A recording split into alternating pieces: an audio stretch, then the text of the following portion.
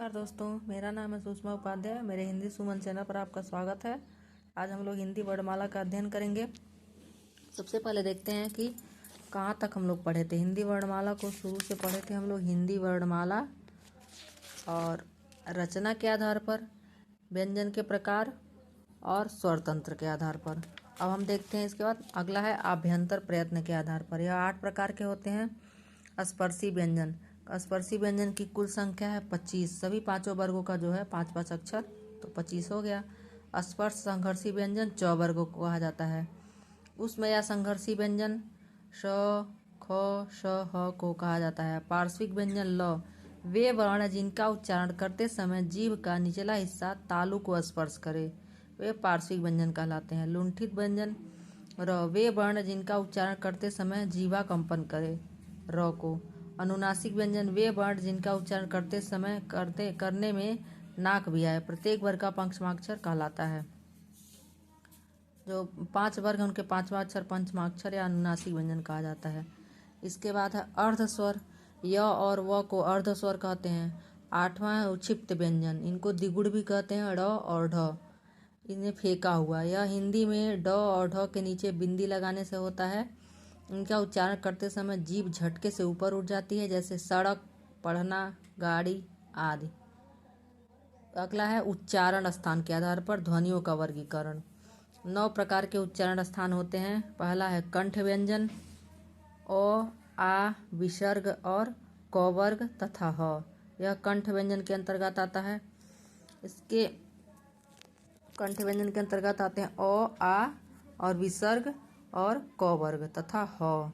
तालव्य व्यंजन दूसरा है तालव्य व्यंजन, इसके अंतर्गत आता है च वर्ग, य, स और स्वर जो है ई तथा ई, छोटी ई बड़ी ई।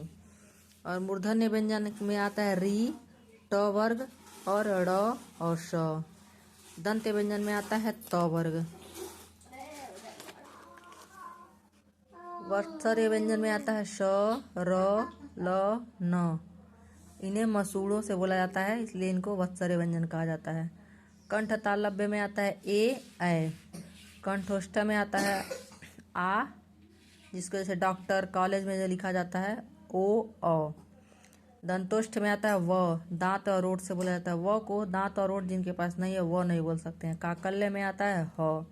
इस प्रकार ये उच्चारण स्थान के आधार पर 9 प्रकार हो गए। और उच्चारण स्थान के आधार पर ध्वनियों का जो वर्गीकरण है, इसमें से बहुत प्रश्न आते हैं।